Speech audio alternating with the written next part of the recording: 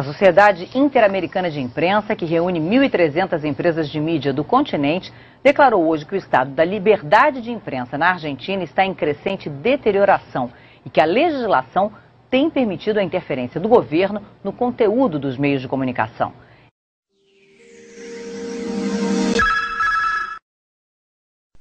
Um grupo de jornalistas argentinos entregou à Sociedade Interamericana de Imprensa um documento em defesa da lei de meios, assinado por pelo menos 1.000 pessoas. Reunidos com o presidente da CIP, Gonzalo Marroquín, os jornalistas defenderam a lei aprovada em 2010, que impede a formação de monopólios. Eles pediram que a organização colabore para que todos os meios argentinos cumpram com a lei. A CIP está em Buenos Aires para avaliar a liberdade de imprensa no país. Gabriel Mariotto, periodista, catedrático, político de Argentina. La CIP es la Sociedad Interamericana de Prensa y no es la ONU ni la UEA, es la organización que nuclea a empresarios de la comunicación. La CIP está íntimamente vinculada a la CIA. Lo que diga la Sociedad Interamericana de Prensa realmente es producto de la mirada de un sector conservador, dueño de los medios históricos de América Latina, que se han callado todo en las dictaduras, que han combatido a los gobiernos populares. El respetado periodista Federico Fasano, director de diario La República de Uruguay, identifica claramente esos intereses. Bueno, la CIP siempre fue el Ministerio de Colonia Informativo de los Estados Unidos. Así, desde su origen, que tiene un origen espurio, nace en la Cuba de Batista, ¿no? Y además son los grandes propietarios de los medios de comunicación los que la integran. Hay una confusión, se cree que son los periodistas, no son los periodistas, son los medios de comunicación, los dueños de los medios de comunicación. Es decir, ahí está representada la florinata de la apropiación privada de un bien común que es la cultura, el conocimiento y la información. La Sociedad Interamericana de Prensa, la CIP, nació en 1943 en la Cuba del dictador Fulgencio Batista. La CIP fue la encargada de ejecutar las campañas mediáticas de desprestigio y ataque a numerosos gobiernos de América Latina organizados por la CIA. ¿Sabes qué? En el 2000, la CIP inauguró en Miami el edificio Jules Du Bois. Jules Du Bois, el homenajeado, nada tiene que ver con el periodismo o la libertad de expresión. Du Bois fue un oficial de la CIA encargado de diseñar los principios y la doctrina de la CIP. Aquí, hoy, en este lugar... Durante a última ditadura militar, a empresa Papel Prensa, única produtora de papel para jornal do país, passou às mãos dos principais jornais em sociedade com o Estado. Em troca, ofereceram um tratamento cúmplice com o sistema de terror recém-começado. Enquanto isso, está sendo investigada a responsabilidade de delitos de lesa humanidade que envolvem diretores dos 2 diários que ainda estão em propriedade dessas ações, Clarín e La Nación. O parlamento vai debater sobre a prerrogativa de deixar o Estado encarregado de regular o preço, a produção e o acesso ao papel de todos os meios gráficos do país.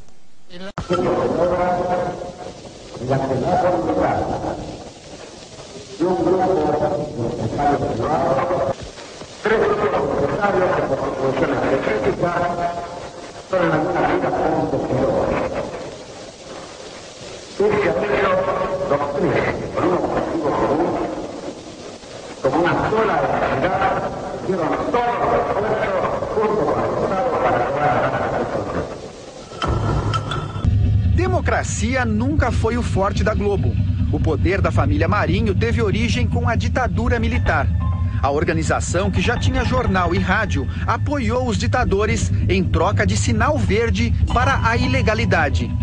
Um ano após o golpe, burlou a legislação e conseguiu milhões de dólares para implantar a TV Globo. A história não apaga. A Globo nasceu de uma ação ilícita de um governo ditatorial. O acordo com o grupo americano Time Life foi feito com cláusulas de gaveta, secretas, tudo para burlar a Constituição que impedia a participação estrangeira em empresas de comunicação no Brasil. Graças a esse acordo apoiado pelos militares, a Globo conseguiu 6 milhões de dólares. Na época, os anos 60, era uma montanha de dinheiro. 20 vezes mais recursos do que a TV Tupi, então líder de audiência, investiu na sua implantação.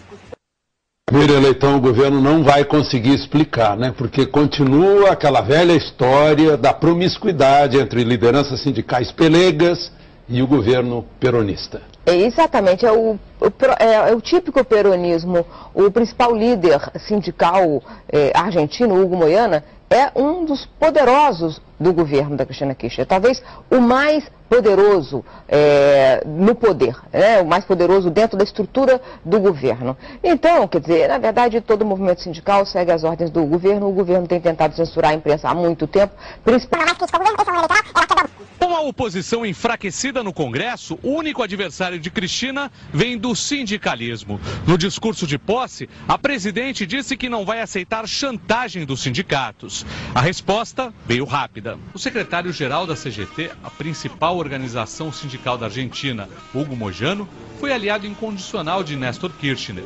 Mas hoje diz que o diálogo com a presidente Cristina está suspenso, porque foi cortado por ela. E avisou que nas negociações salariais deste ano, os trabalhadores não vão cobrar a inflação oficial, mas sim a inflação dos supermercados, bem mais alta. Lo lamentamos, pero no vamos a dejar de... O principal líder sindical argentino, Hugo Moyano, é um dos poderosos do governo da Cristina Kirchner, talvez o mais poderoso. O único adversário de Cristina vem do sindicalismo. O mais poderoso.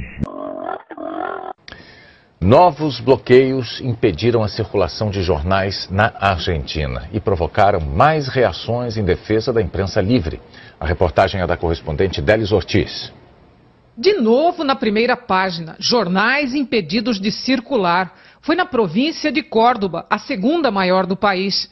70% da tiragem dominical dos diários La Voz del Interior e Dia a Dia não puderam ser distribuídos. Os dois são do grupo Clarín, que no dia 27 não circulou, também por causa de um bloqueio. Bloqueo de Clarín a sus empleados.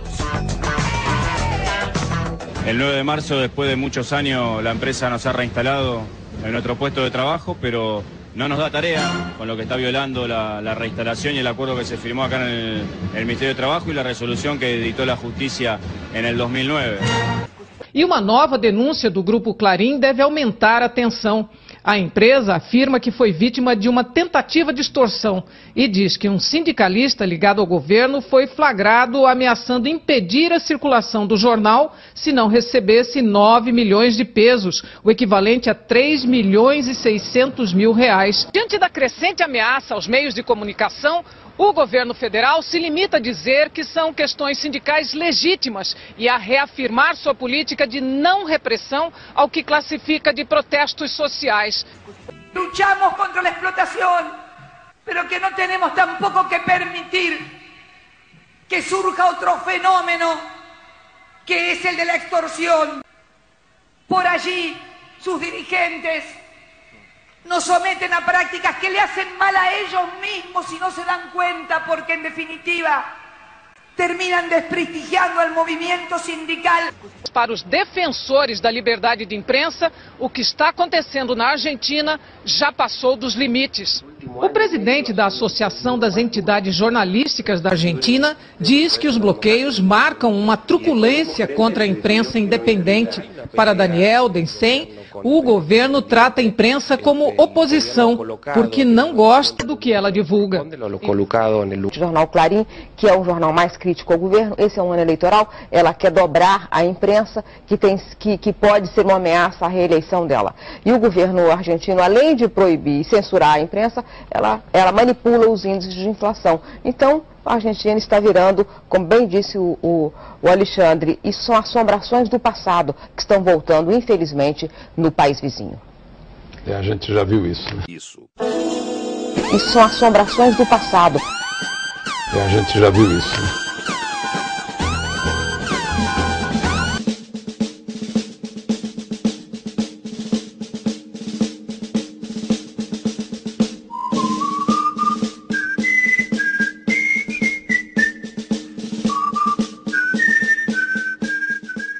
Quando o senhor começou, a ditadura militar ainda acontecia. Como é que foi trabalhar naquela época? Olha, Na verdade, eu cobri economia, nunca sofri nenhum tipo de restrição. A restrição maior era na política. Eu cobri economia na época do governo militar para o Jornal do Brasil. Nunca tive nada censurado, nunca tive nenhuma pressão, de modo que, na verdade, eu não sentia tal ditadura militar. E a gente já viu isso, né?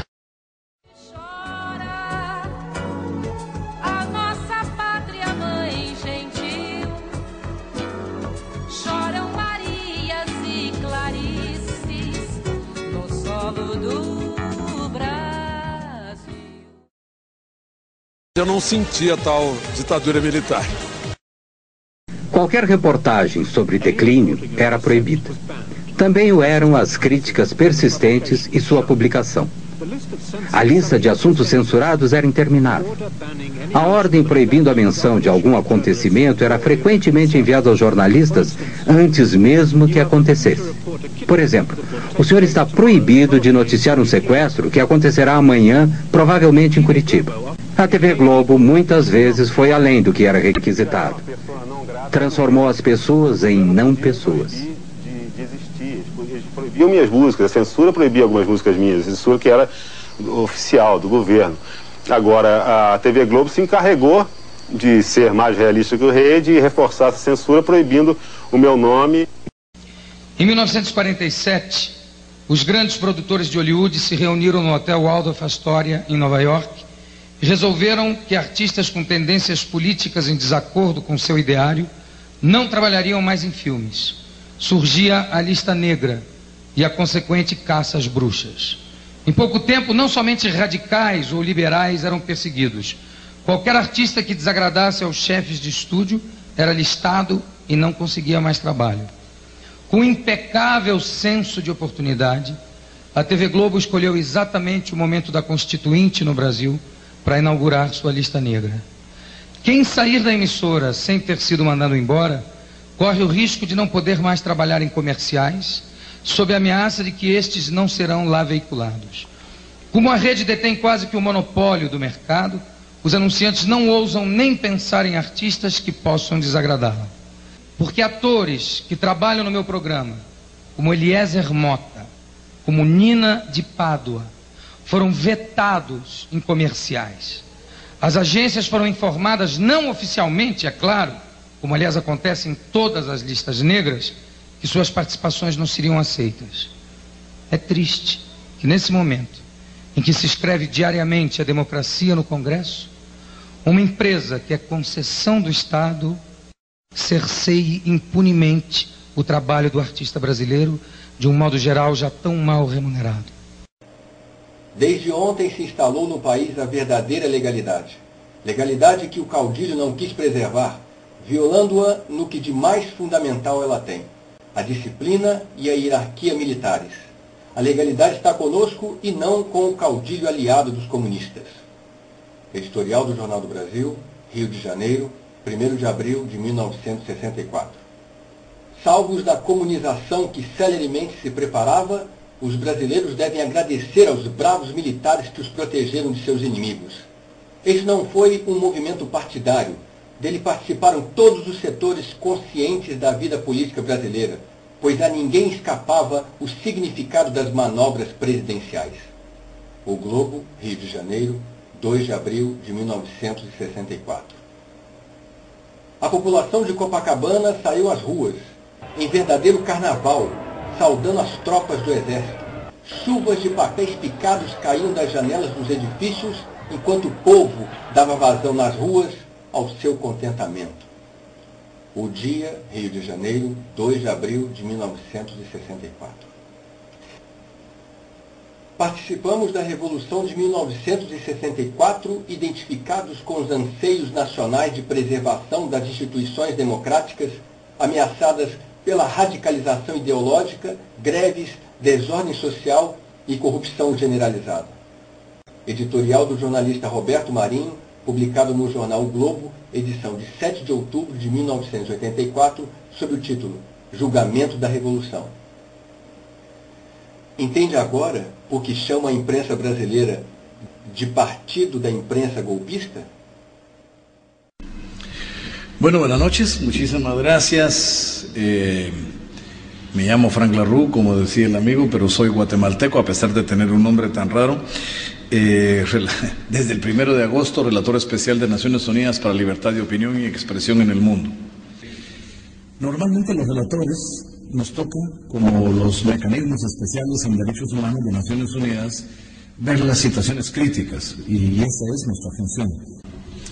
Pero también nos toca, el título del mandato es la protección y promoción del derecho a la libertad de opinión y expresión. Y en ese sentido también tenemos mucho interés en buscar las buenas prácticas y los ejemplos positivos.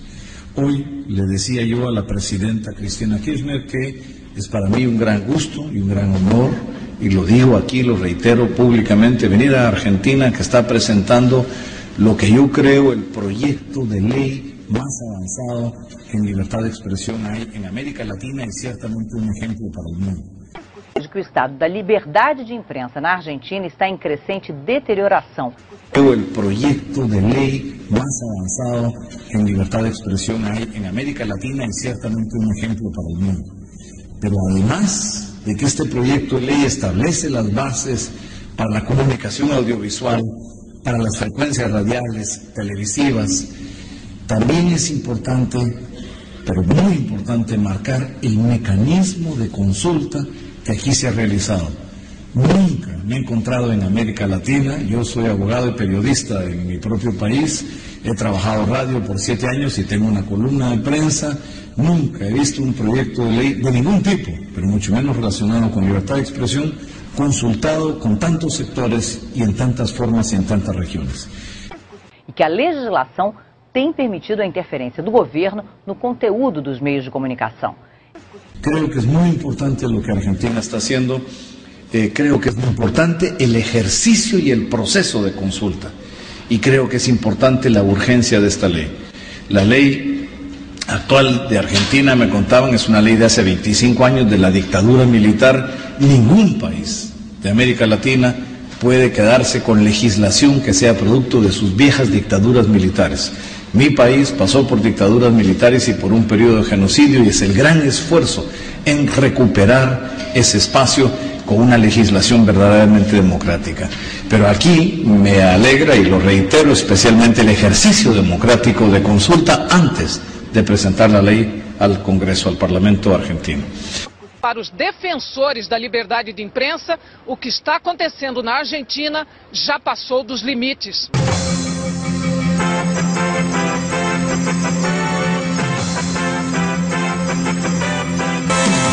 Atenção, pela primeira vez na história. Tudo na Globo é tendencioso e manipulado. Ninguém questiona o direito da Globo mostrar os problemas da cidade. Seria antes um dever para qualquer órgão de imprensa. Dever que a Globo jamais cumpriu quando se encontravam no Palácio Guanabara governantes de sua predileção. Quando ela diz que denuncia os maus administradores, deveria dizer sim que ataca e tenta desmoralizar os homens públicos que não se vergam diante do seu poder. É compreensível. Quem sempre viveu de concessões e favores ao poder público não é capaz de ver nos outros senão os vícios que carrega em si mesmo. Que o povo brasileiro faça seu julgamento e, na sua consciência lúcida e honrada, separe os que são dignos e coerentes daqueles que sempre foram servis, gananciosos e interesseiros.